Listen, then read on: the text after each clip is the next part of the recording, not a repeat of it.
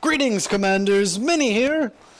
Some people were asking about the actual fitting on my Fertilance, so I thought that today I would go over this. Now, I'm not putting a lot of work into editing this, so here you go. Here's the fit for my Fragmentation. Okay, so let's take a look at this heavily modified Fragmentation that I have built.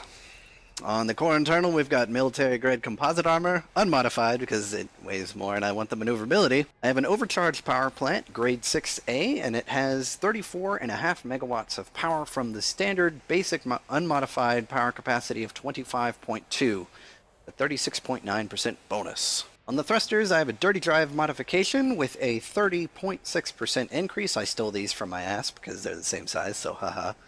Stole them from my ass pole. The 5A dirty drive thrusters. On the frameshift drive, we've got a class 4A increased frameshift drive modification that gives me a 54% bonus to optimize mass and a decrease in thermal load. I didn't get any extra fuel, but that's okay. That puts my jump range with this fitting at about 16.39. For life support, we're running 4D for a little bit extra lightweight and a little bit extra life support time.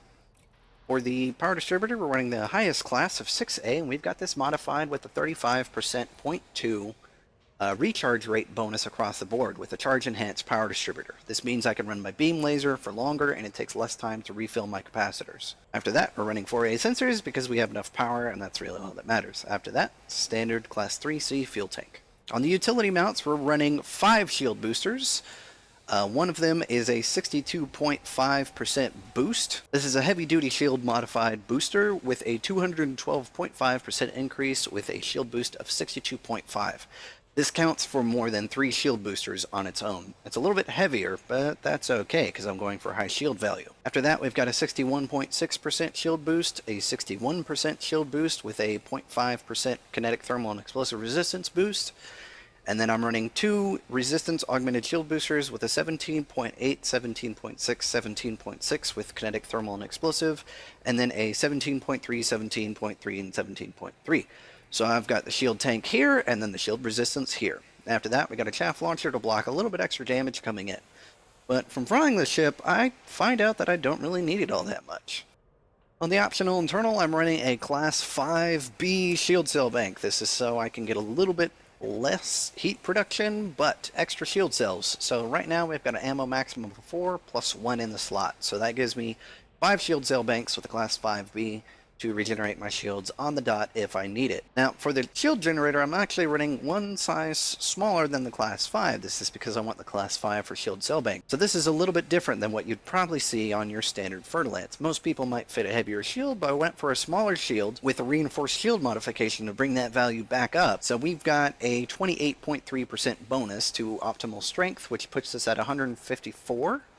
And then we've also got a kinetic resistance of 48.6, a thermal resistance of 0.2%, and then an explosive resistance of 57.2. This not only boosts my damage resistance, but also the shield value. Now with those shield boosters in the shield, that brings my shield up to about 1,632.9, making this a very hefty shield tank. On the other class 4 slot, we're running a class 4B shield cell bank for a little bit extra ammo capacity and a lower power consumption. On the size 2 slot, I really didn't know what to put here, so I threw in a frameshift drive interdictor. Don't really use it yet, but if you're planning on assassinating people, these fragmentation cannons work amazingly. And then because I am a lazy fucker, here's a standard docking computer in the class 1 slot, because unless you're running a discovery scanner or something like that, there's honestly not much else that could go there. If you're planning on traveling, this size 4 slot works very well for swapping for a class 4A fuel scoop without any power modification needed. Now let's look at the hard points, because this is the very key of this vessel. So on the bottom, we're running a class 4A gimbaled beam. Now, this one has a class 2 short range blaster modification. Generally because of the gimbal, targets that are a little bit further out are harder to hit with a beam weapon anyway, so I figured why not reduce the range, make it to where I'm within range to be able to hit it anyway, and with the short range blaster modification, I get a damage boost, so why not? Granted, it's only a 5.9% increase. Before adding the regeneration beam sequence modification to it, this damage was closer to around 40 DPS. But because of the regeneration sequence augment, I lost damage. If you don't want to run regeneration sequence while in wings, then I would recommend doing something else like thermal conduit, so you can dump heat from your ship into an attacking vessel. Could be very useful while actually using shield cell banks, but I haven't tested it. On to the Fragmentation Cannons. The two on the top and the center are running with high capacity magazine level 4, because that is the highest one that is available from Zachariah Nemo, who's the only person that deals with the highest level of fragmentation cannon upgrades. But keep in mind, this is pre-2.2 patch. Once the 2.2 patch comes out on Tuesday the 26th, then we should be able to get access to grade 5 fragmentation cannons, so I'm going to have to modify all of these frag cannons all over again. So we're running incendiary rounds on both of these. The damage per second on this is about 140.7. Pretty ridiculous. Now, the ammo clip size is very important. We've got 5 shots per ammo clip, and then the ammo maximum has been increased to 160 versus 90. So that's a 77.8% increase. Not maxed out, but it's about as high as I could get it with the materials that I had. On this fragmentation cannon, we're also running incendiary rounds. The damage per second on this one is a little bit lower at 133, but the ammo maximum is 163 on this one versus 160. Also, we're mainly keeping that 5 ammo clip size up there. So the main thing I was focusing on was the ammo clip size, the ammo maximum, and seeing if I got a damage bonus, which I did. Now on to the left and right fragment cannons. Both of these are also running high capacity magazine with corrosive shell. So the damage per second on this is about 128.9. Damage has been increased by 4.7%. Distributor draw has been increased. Ammo clip size increased. Now, because of the corrosive effect, reduced ammo capacity. That doesn't reduce the ammo capacity of your clip size. That reduces your overall ammo capacity. So I had a practically maxed out roll on this, and then when I got the corrosive effect, it went from 165 to 132. So you're losing about 100, well, not 100.